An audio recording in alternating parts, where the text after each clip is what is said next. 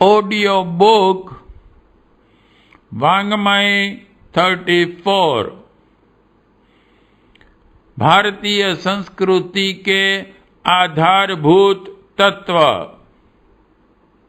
Chapter 1 part 13 सत्साहित्य से शक्ति और समुन्नति।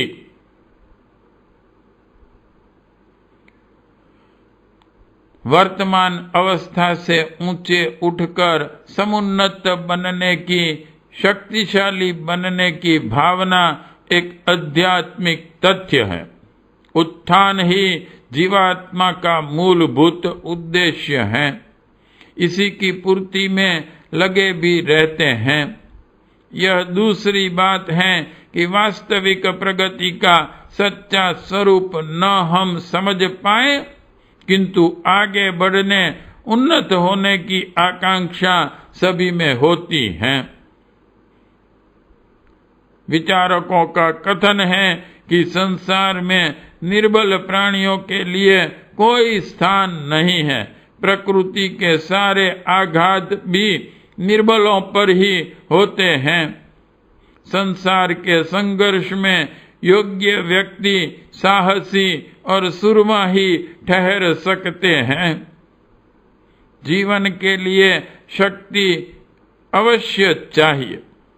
शास्त्र का कथन है, इस संसार की परमात्मा ने अपनी अलौकिक शक्ति से धारण किया है।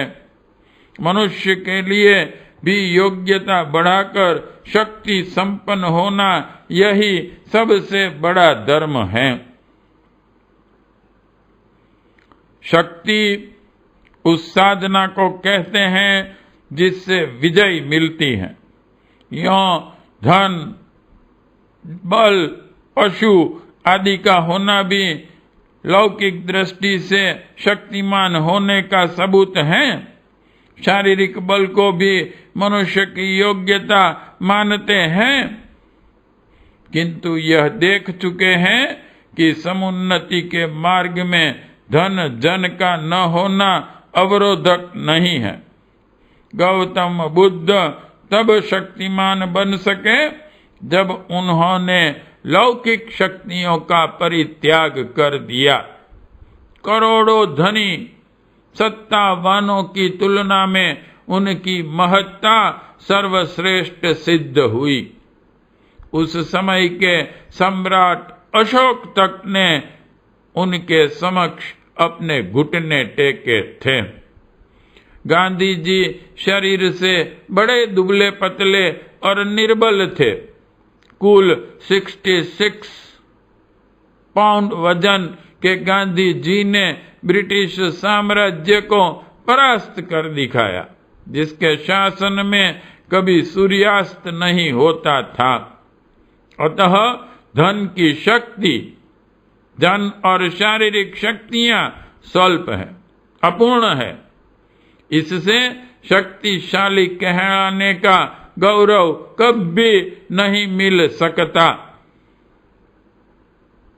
संसार की सर्वश्रेष्ठ शक्ति का नाम है विचार। जैसे हमारे विचार होते हैं, वैसे ही हमारी शारीरिक शक्ति है। आंतरिक शक्ति का निर्माण भी विचारों के ही अनुरूप होता है। गुण, कर्म और स्वभाव की त्रिवेणी में भी विचारों का यही जल रहता है।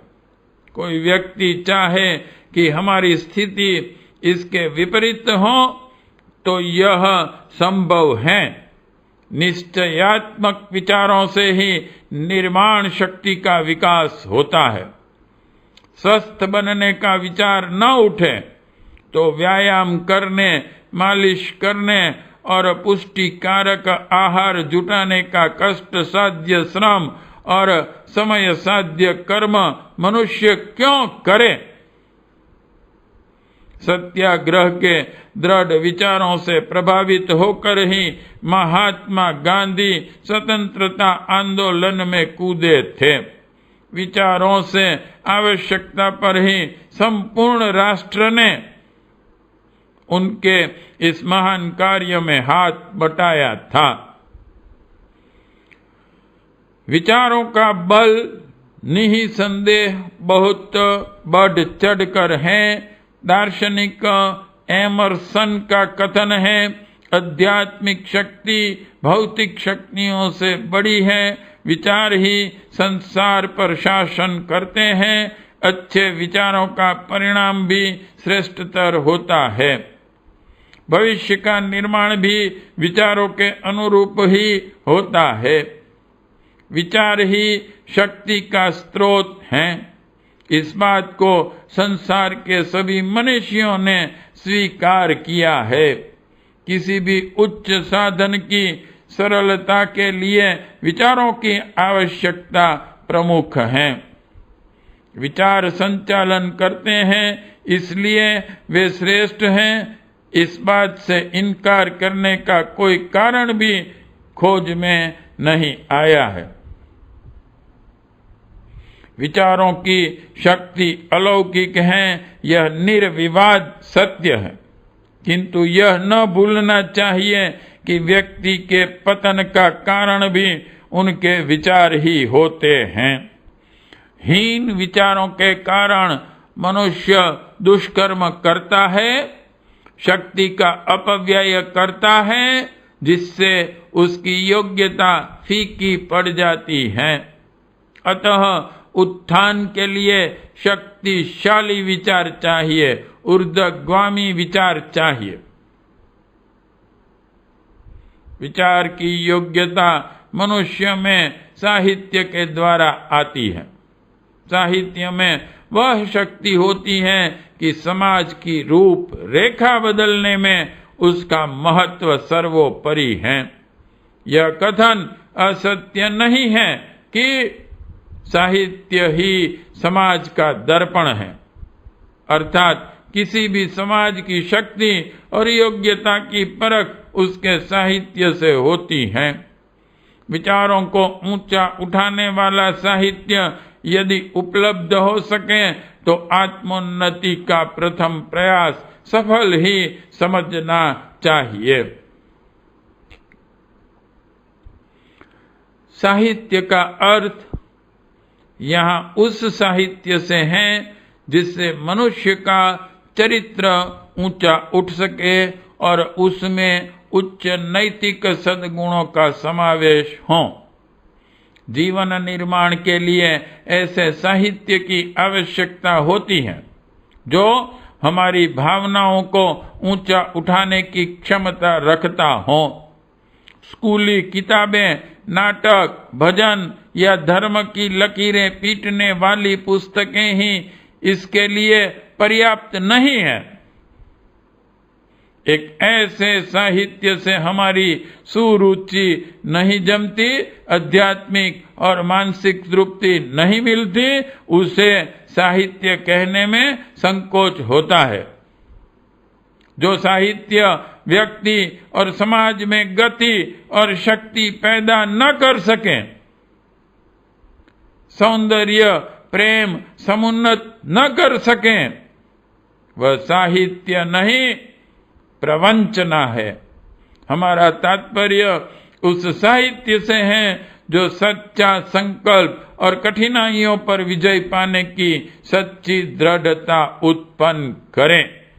सच्चा साहित्य उसे कहते हैं जिसके पढ़ने से पाठक का अंतःकरण फूल की तरह सुविकसित हो जाए और उसके हृदय मन में आध्यात्मिक सुवास छाए।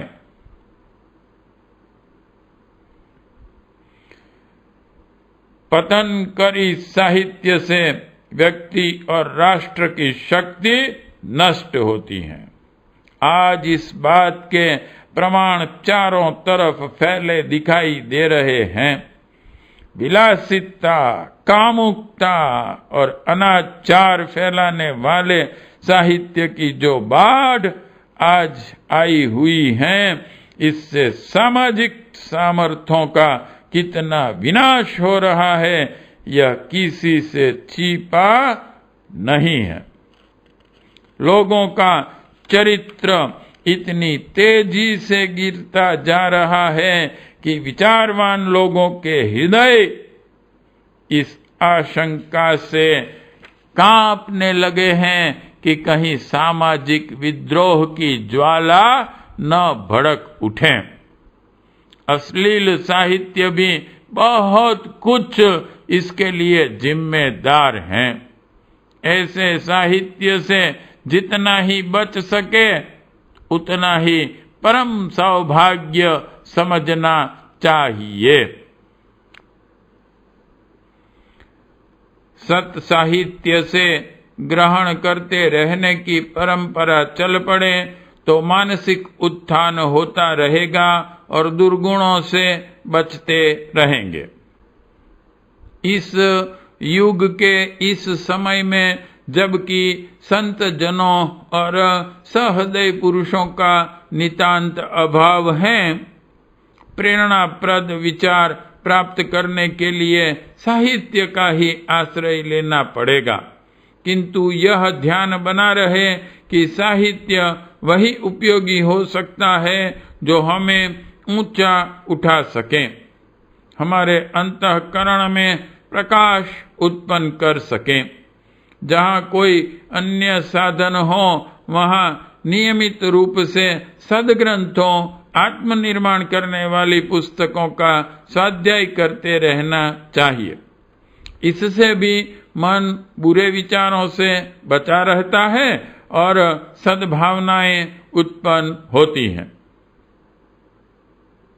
साहित्य की आवश्यकता पर प्रकाश डालते हुए विद्वान सिसरो ने लिखा है, साहित्य का अध्ययन युवकों का पालन पोषण करता है, वृद्धों का मनोरंजन करता है, उन्नति का द्वार खोलता है, विपत्ति में धैर्य बंधाता है, घर में प्रमुदित रखना और बाहर विनीत रखना साहित्य का ही काम है। उस सारे वाङ्मय को ऐसे साहित्य की श्रेणी में ले लेते हैं जिससे अर्थबोध के साथ भावनाओं का परिष्कार भी होता हो और प्रत्येक तथ्य की समीक्षात्मक व्याख्या भी होती हो। केवल गूढ़ मंत्रों को रट लेना पर्याप्त मात्र नहीं है। पढ़ना और उसे समझना, समझकर उसे सत्य पर विचार करना तथा जीवन शोधक व्यावहारिक का अनुसरण करना, इतना कर सके तो यह समझें कि साहित्य की आवश्यकता को हमने समझ लिया है। रामायण पढ़ने का लाभ तब है जब हम भी राम, भरत या लक्ष्मण के सदस्य बनने का प्रयत्न करें। और रामायण का महत्व इसलिए है कि इससे आंतरिक मलिनताओं पर द्वंद्व उत्पन्न होता है और सदाचार की प्रेरणा मिलती है। इस तरह का तालमेल यदि न बन सके तो विचार दृष्टि से शक्तिशाली बनने में कोई कठिनाई न रहेगी। बुरे संयोग से बचने के लिए और अपनी सहायता जगाने के लिए हमें भी विचारवान बनना है। इसके लिए दूसरे साधनों की उतनी आवश्यकता नहीं है जितनी कि ज्ञान साधना की जरूरत है। इस जरूरत को पूरा करना है तो साहित्य की शरण लेनी ही पड़ेगी। ऐसा साहित्य खोजना पड़ेगा जिससे ज्ञान संवर्धन हो और आत्मा का परिष्कार हो। साहित्य हमारी शक्ति का उद्वेग है। हमें साहित्य के द्वारा अपनी प्रतिभा जगाने का कार्य शुरू कर देना चाहिए। पार्ट 13 समाप्त।